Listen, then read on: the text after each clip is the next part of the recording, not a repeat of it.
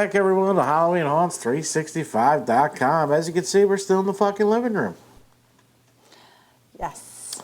We thought we had it. Got a new power supply. It fits. Not the power supply. So I'll be sending it in instead of shipping it back to California and waiting months for that. I'll just pay for it, even though it's under warranty, but I want it back. It just sucks. It does. It is what it is. Oh my God, why do you have to do this right now? Nobody wants to fucking update OneDrive. Anyway, so I figure we'll keep diving into Christmas. Yes. Do you want to announce where we're going next week, which will be Saturday, December 16th? We are going to Lincoln Mill. Lincoln Mill Haunted House, Manioc, New Jersey. Manioc, Philadelphia, Pennsylvania. So if you guys are going out, let us know. We'll be out there having a good time. Won't be able to do a great review video, but we'll be able to sit here and talk about it. Yes. Yeah. Not fun. I want my computer back. I know. Because I don't even think this is in 60. Let's see. We'll see. Find out. All right. And you know what? I wanted to turn this up more. So if this sounds better, let me know. Because in the podcast, I know it's real much lower than the intro. But it's only temporary. We got works. As soon as I get back from Alabama, I'll drop it off and we'll go from there. Yes. All right, but I have today some fun shit. We're going to mix Christmas and Halloween together. I got about 13 reasons why, not the TV show, the melodrama, the number 13, why Christmas should just be Halloween 2.0. Okay. Let's dive into it. All right. Let's make sure we're still recording here. Looks good to me. All right. If you think that spooky season is over just because Halloween is past, think again. December and Christmas have more than enough paranormal events to make it just as spooky, if not more spooky than Halloween. That's the last time I'm saying spooky because I can't stand that fucking word. It just doesn't make sense. Spooky. Creepy. Yeah. It's like a kid saying it. We all know by now that there's a lot of pagan elements integrated into Christmas traditions already because it was stolen from the pagans. So, oh yeah, if you're a Christian or Catholic and believe the God is, you're going to get offended. So, get back to one of our haunt reviews. But, yeah, we're going to dive deep. Mm-hmm. All right, so here's one of the first reasons. Santa Claus. The Fat Man. The Fat Man. As I call it for my older kids. What being is more supernatural than Santa Claus? That is true. I mean, other than he performs, breaking and entering every night. Is he a magical human being? Is he an elemental? The fact that Santa has the ability to stop space and time so that he can deliver presents to every child around the world is nothing short of impressive. What I used to... Go into the science. I understand that. But as you're going in, as you have kids, you have to come up with reasons. At least my son, when he was little, he was like, how can he do this all over the world? And I just turned around and said, there's different time zones. And he fell for that. Well, yeah, he was 5. Am I wrong? Yeah. As much as it is impressive, it's mildly terrifying. A being with that much power can certainly dismantle society and the human race as we know it. What? Sorry, I didn't itch. Oh. And yet, he chooses to deliver presents instead. How lucky are we? So Santa, you got like the super witch. And then we tell our children about the super witch. Yeah, because he's got superpowers. Yep. He puts his finger against his nose and goes under the door. Or And down the chimney. Number 2, spooky stories. Spooky stories. Guys, I'm really pissed off. I'm having a hard time calming down. Like, I'm probably flush red. Let me look. Yeah. My cheeks are red. But, all right.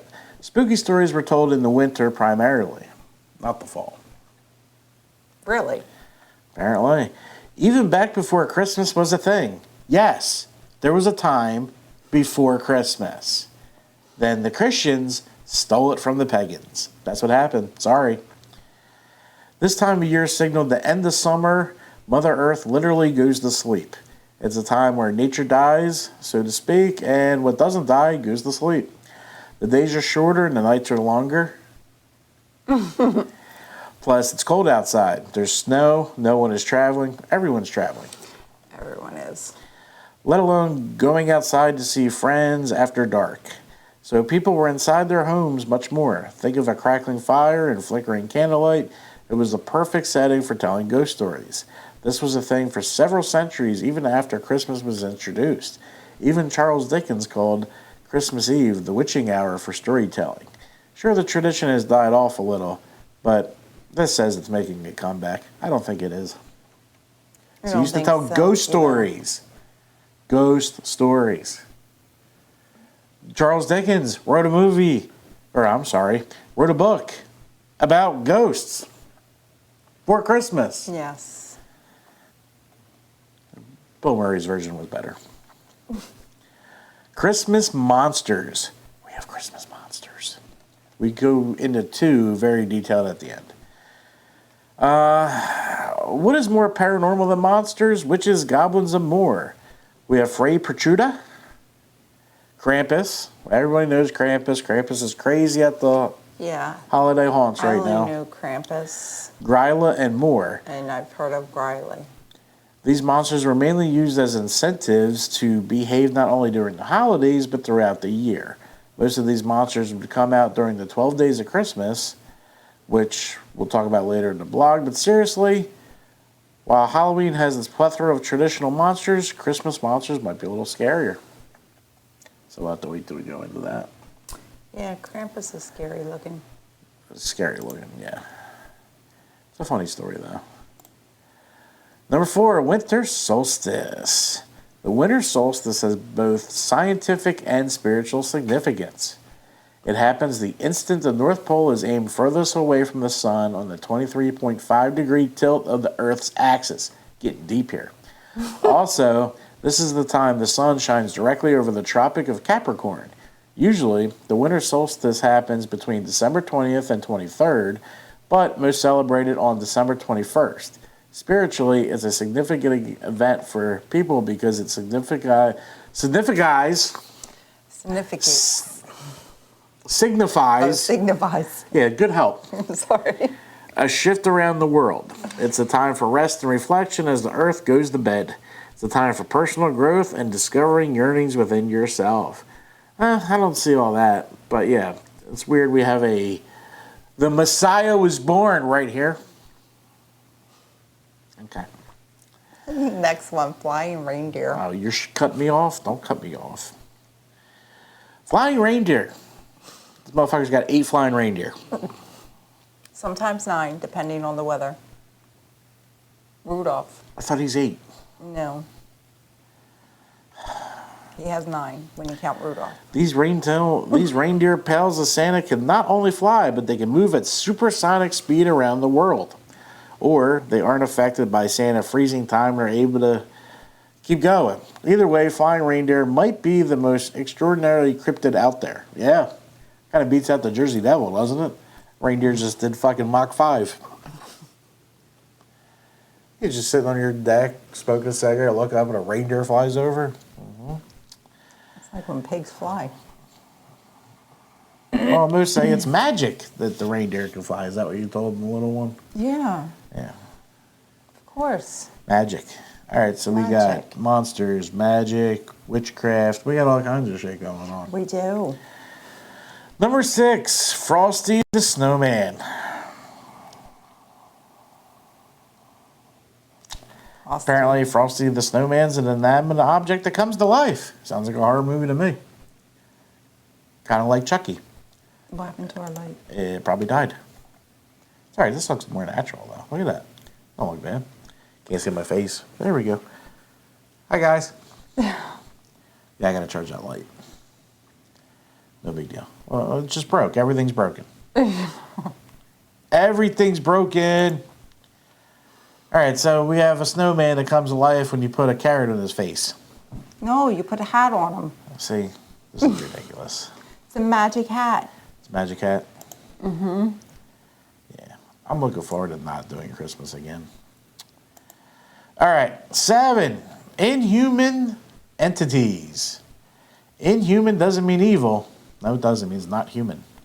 Not to be redundant from the Christmas monsters topic, but can we talk about elves and fairies? Yeah, elves. There's one you put on your fucking shelf and have to move every day. Elves are working tirelessly in Santa's workshop to make toys all year. Doesn't sound right. Where's the vacation time? But he enjoys it. There's no equality. They enjoy it. Mm-hmm. I kind of like my job, but I don't want to fucking do it.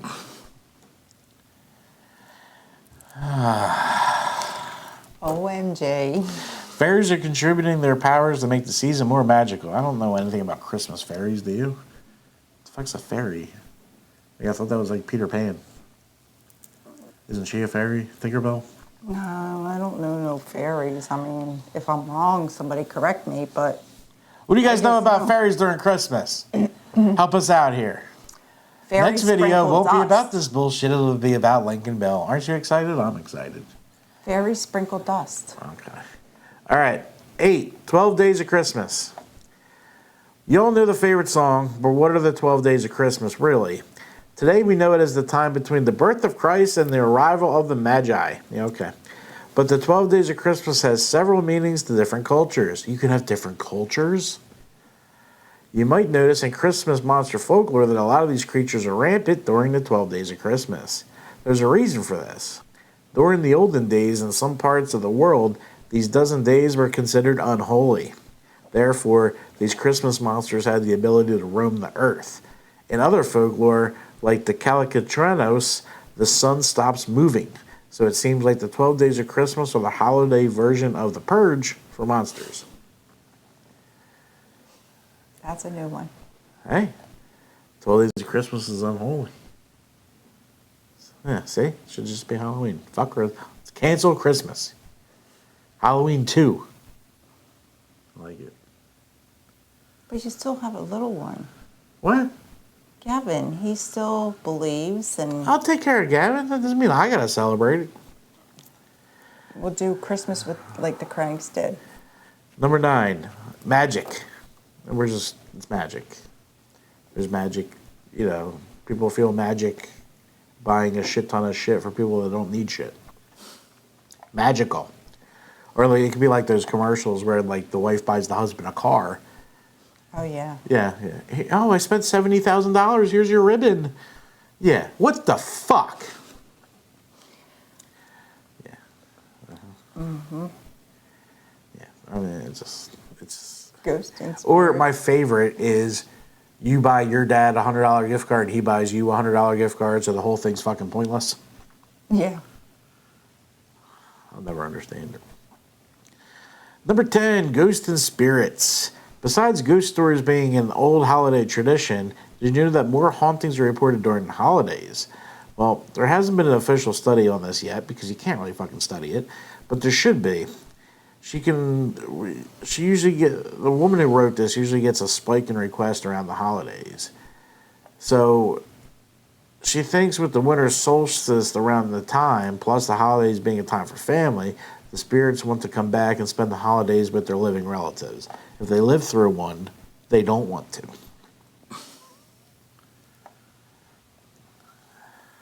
You can watch from afar. All right, so we're going to talk about Belschnickel. Never heard of him. You've heard of Belschnickel. I have. Yep. It's the Pennsylvania Dutch Christmas character. Oh. Remember Dwight Schrute did one on the episode of The Office? So let's get into this. The Belschnickel character originated in the Palatinate. When people immigrated to Pennsylvania, they brought their German traditions with them. Belschnickel was known in Pennsylvania in the early 1800s. Among the Pennsylvania Germans, Belschnickel is the character who visits homes prior to Christmas to check up on the behavior of the children. The traditional Belschnickel showed up at houses 1 to 2 weeks before Christmas and often created fright because he always knew exactly which of the children misbehaved. He would knock on the door or window with his stick, and often the children would have to answer a question for him or sing some type of song. In exchange, he would toss candles onto the floor. Candies. Oh, that makes more sense. If the children jump too quick for the treats, they may end up getting struck by Belsnickel's switch.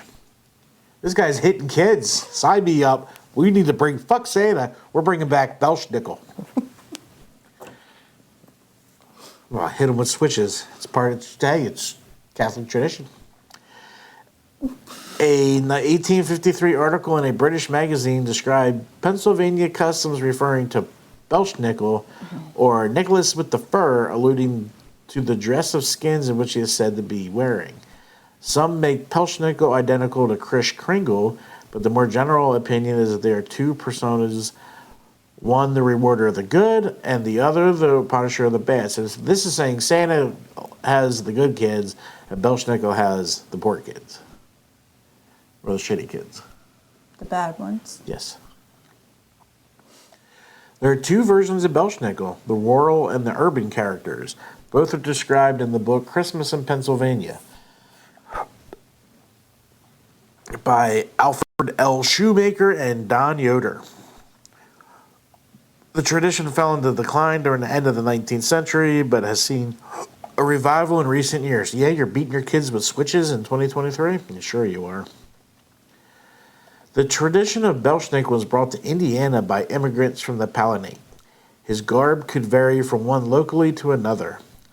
He might wear a long black or brown coat or robe held together at the waist with a rope, and a fur cap or bearskin cap decorated with bells.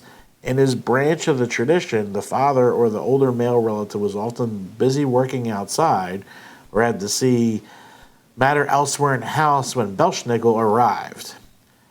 Belsnickeling was the running of groups of young men or youth dressed in false faces and fantastic costumes on Belsnickel night, the eve of the feast of St. Nicholas, and was the occasion of good-natured, boisterous young men dressed in skins and furs would move through the streets of town or villages, rattling chains and bells. That sounds so much better than Christmas caroling.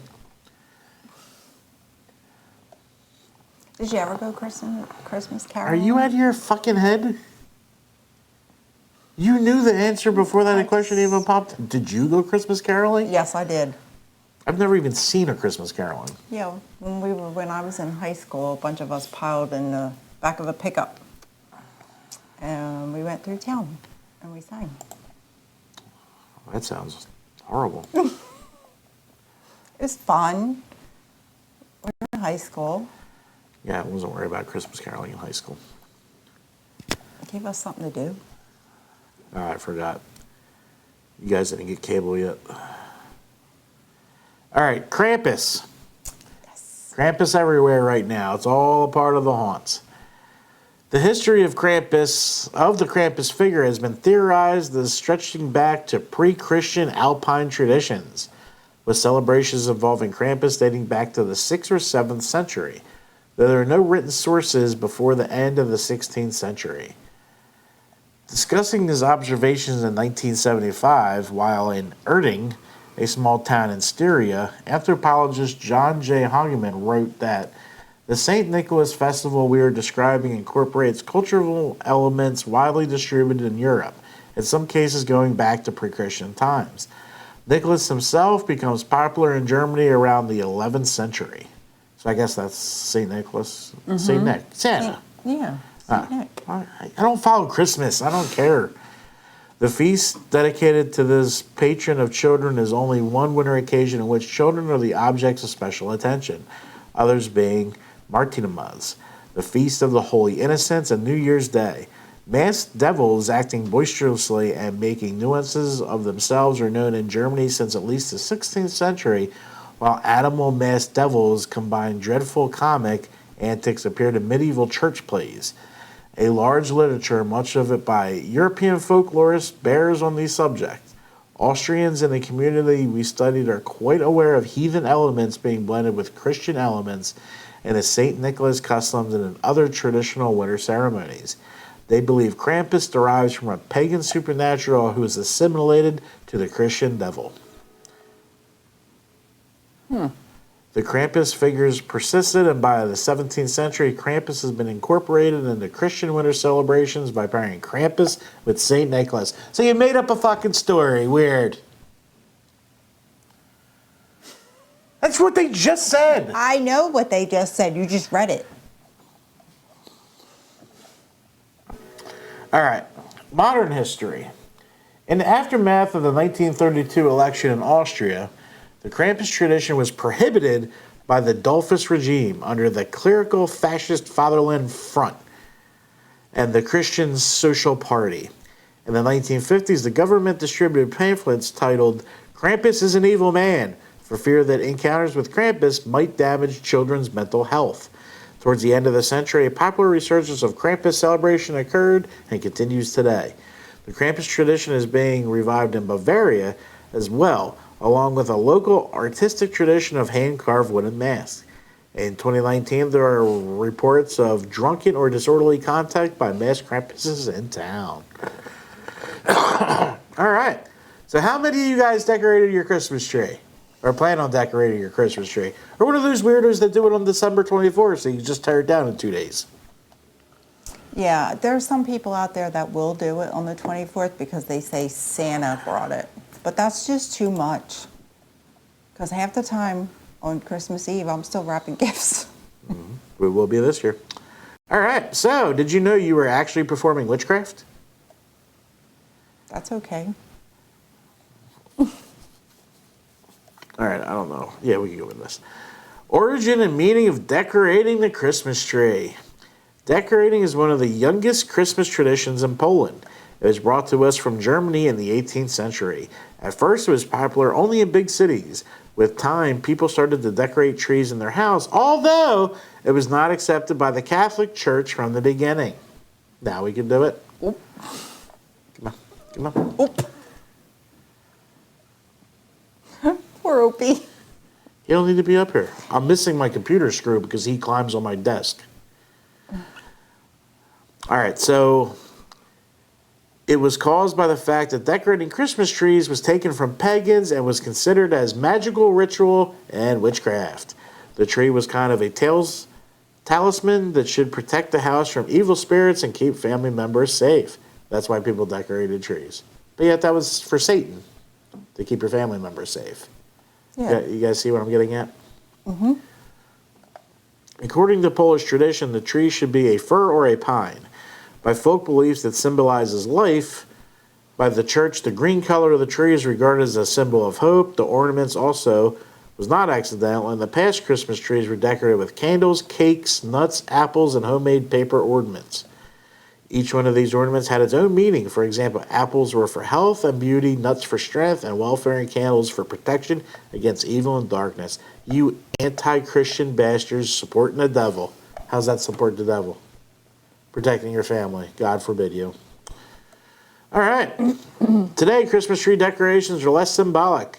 We usually use electric lights, shimmering chains, glass balls, handmade paper ornaments are becoming more and more popular, although all these are less symbolic than they used to be. Can we put cake on the tree? They did it for, like, health. And cookies for, so I don't have to walk all the way to the kitchen. Oh my God. Start eating fuck cookies off the tree. Yeah, and the animals would eat them. Yeah, so there's our 13 reasons why I think Christmas should just be Halloween 2.0. A lot of spooky shit going on for Christmas. Now you can decorate your Christmas tree as a Catholic. Before you couldn't. They're just making that shit up as they go. It's fucking hilarious. Isn't it? I didn't know that. You didn't know it was witchcraft? No. Nope, the pagans did it to lifen up their house. You bring something live into your house.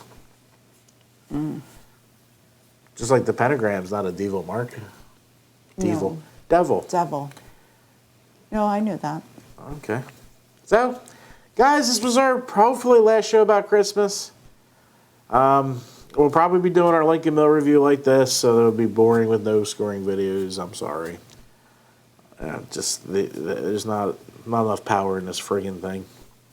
I can't even set up the recording to pause because it was overloading the CPU.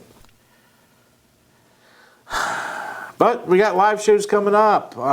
If you're in the area, they're open now. Check out Howling Hatchet's axe throwing house. Howlers. Howlers, yeah. Yeah. What is that?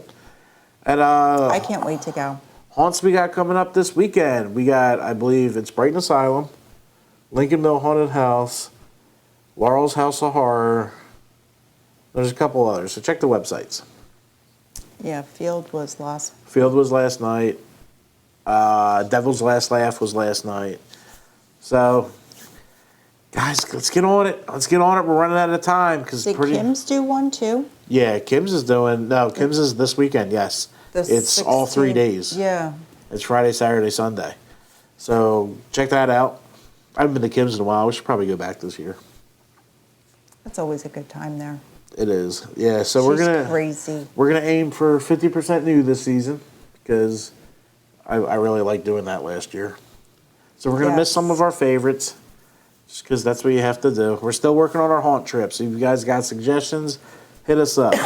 I'm thinking I'm leaning towards Ohio right now, but then we're in fucking Ohio, so I don't know. Well, we can always meet up with Rick. Rick Paulton. Rick Paulton. I gotta talk to him. I haven't talked to him in a while. All right, guys, but we're gonna get out of here. We're at probably close to the half, 26 minutes. We're getting out of here. I know not a lot's going on. You guys see how we decorated the laptop now? This piece of shit. Hey, at least you had it, because if not, then we won't be doing anything. Okay, miss. I want my fucking computer back. All right, guys. Let us know where you're going this season. Hit us up in the comments. I still got to finish the awards give out on social media. I've been slacking so bad with that. But we're going to get it back going tomorrow, right? Yes. Yeah, because you can help with that. All right. But this has been Halloween Haunts 365, where every day is haunt season. Goodbye. Bye. Night after night.